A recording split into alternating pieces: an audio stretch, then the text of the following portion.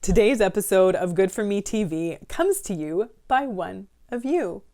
One of you reached out to me and said, Julia, can you please do a video on how to deal with catastrophizing thoughts?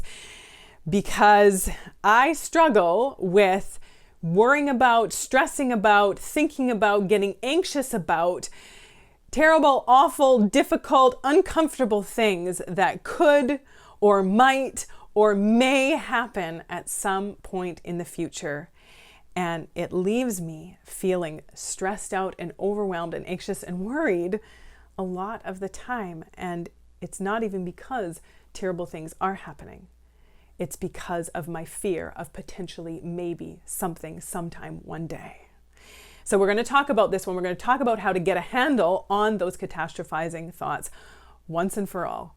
If you're new to me, and this is the first time we're connecting, my name is Julia Kristina, and I'm a registered clinical therapist, researcher, and coach, and an online course creator.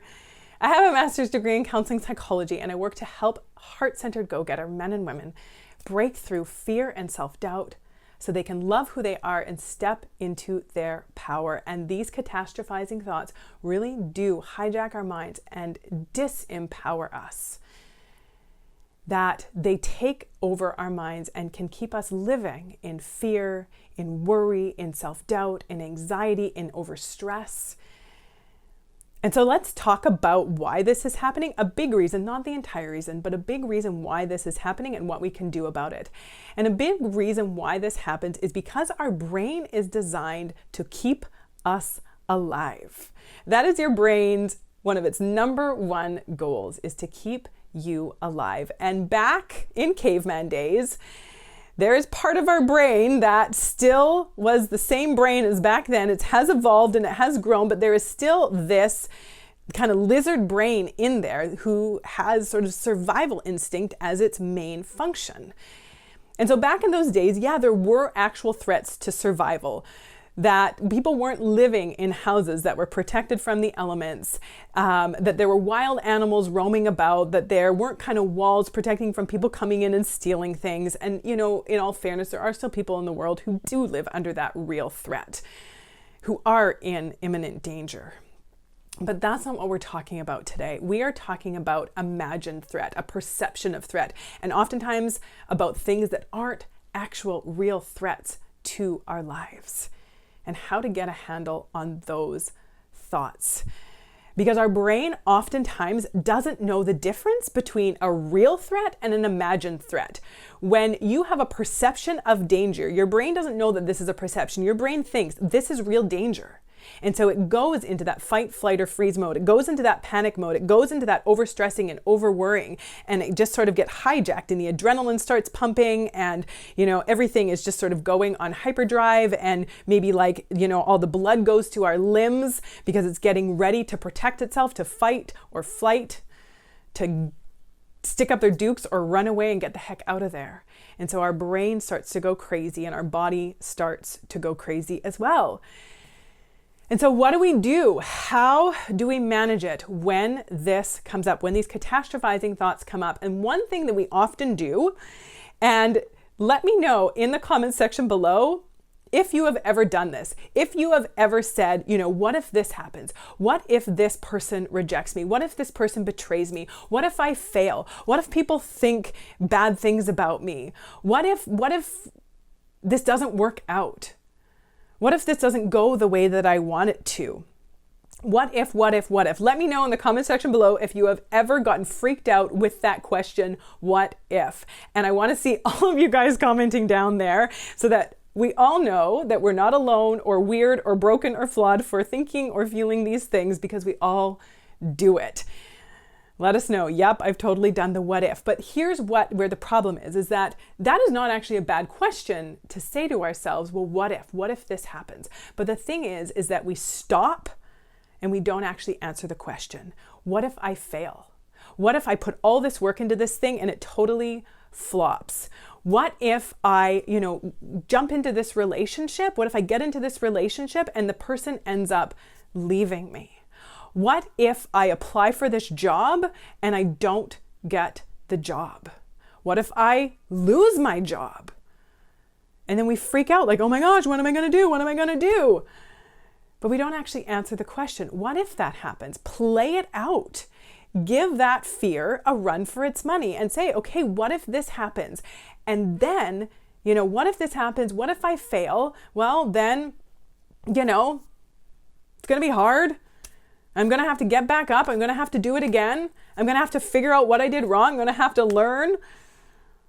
I'm going to have to try again, or I can try something else. Okay. Or what if I lose my job? Okay, what if I lose my job? Is this the absolute end of the world? Well, chances are I'm going to work and do what I need to do and boost up my resume and do whatever and get out there and, pound the pavement and find another job. The chances of that being a real threat, and for some people losing their job is a real threat, but oftentimes it becomes a real threat when they get stuck in that fear of like, what if I don't get another job, and what if I can't do it, and what if I'm not smart enough? And then so they get so overwhelmed and stressed out with all of their fear thoughts that they end up paralyzing themselves into inaction, and then bad things do happen. So when we let our brain hijack us like that, then we actually oftentimes we're more likely to have that feared outcome because we get kind of paralyzed into that inaction and we don't do anything and we don't get up and figure out what we need to do and what action, what steps we need to take and what action we need to take. What if this person leaves me? What if I'm in this relationship and this person leaves me? Well, how will I deal with it? Yeah, it'll hurt. It will be painful. I will heal from that. I will go to therapy. I will go to a support group. I will, whatever it is, I will let time heal and I will move on. It will be painful, but it's not going to slay me unless I get caught in all of these freaked out, fearful thoughts. So playing that out to the end, that really looking at that, what if this happens? How will I deal with it? How will I get through it? Answer the question, what if it happens? How will I deal with it? How will I get through it? How will I move on? And all of a sudden that fear, it maybe doesn't go away completely, but it gets taken down quite a lot of notches because we're not stuck in that panic like, oh, what if? And another thing that we can do to manage those catastrophizing thoughts is to take a success inventory, to really look at the times in our lives where stuff's gotten hard, crap's gotten real, things have been difficult, uncomfortable, or painful, and we have gotten through it. So often we fear things getting hard. So often we avoid things that could be uncomfortable. But the truth is, and I actually put this quote up on Instagram, and I'll put the link to that below, is that you have a 100% success rate at getting through tough stuff. You are here right now, which means that you have been through tough stuff. All of us have been through tough stuff in our lives. And because you are here right now, you have gotten through it. To remind yourself of that. You are a lot tougher than you give yourself credit for. You have been through hard things. So why is it that we try so hard to avoid anything that's going to be uncomfortable when we can handle things that are uncomfortable? We have so far, we have in the past, and we will again. So take that success inventory. How many things have I been through that have been challenging or difficult or uncomfortable, and I've gotten through them, I've dealt with them, I've come out the other side. You have a 100% success rate in getting through tough stuff. We don't need to fear it so much. And then the other thing that is absolutely necessary in order to get a handle on these catastrophizing thoughts is to get really clear and honest and ask yourself, what is the real threat? Is the real threat that I might fail?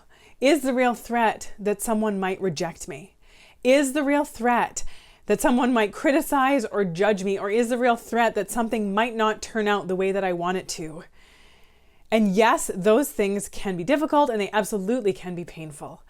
But the truth is that the real threat more often than not is right here. The real threat is us. The real threat is what we will put ourselves through if we fail, if we get rejected, if we get criticized or judged, if something doesn't turn out the way that we want it to. The judgment and criticism and the self-rejection and the self-hatred that we will instill upon ourselves is oftentimes the biggest threat, what we will make those things mean about who we are as human beings. That we will make having a failure mean that I am a failure and I suck and I'm no good. That we will make being rejected mean that I am unlovable and unworthy and a total reject. That we will make it mean if someone criticizes or judges us that they are right and that I suck and I'm no good. Or if things don't go the way that I want it to, we will make it mean that I don't have what it takes and I'm not good enough. The hell that we will put ourselves through if things don't go the way that we want them to is oftentimes the biggest threat and causes the most damage.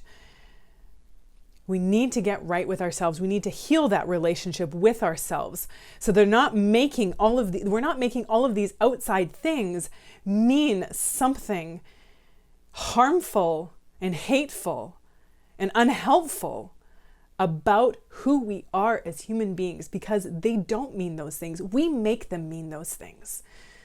We say that they mean those things, but they don't mean those things. And we need to get good and solid and heal that relationship with ourselves so that that stuff on the outside isn't so feared, that it's not so dreaded, that those outcomes aren't going to threaten who we are as human beings, our sense of self-worth and our sense of who we are as human beings. If going deeper on this stuff and healing that relationship with yourself, if that's something that you're ready to do, that you want to do, I am now opening applications for my breakthrough coaching program to break through fear and anxiety and self-doubt and these limiting beliefs and these catastrophizing thoughts, to get a handle on that, to take charge of our lives, to take charge of our minds, to step into our power. My breakthrough coaching program, you can fill out the application. The link is below, and I can't wait to get it. Like the video, share it out, subscribe to the channel, and come and join my Facebook group, goodformegroup.com. Full of the most kind, supportive, caring, compassionate, heart-centered, go-getter men and women. I'm looking forward to connecting with you more there. And let me know in the comment section below, which one of these connected with you? Which one of these are you like, I'm going to start using right now? Which one of these gave you a shift? Until next time, take good care.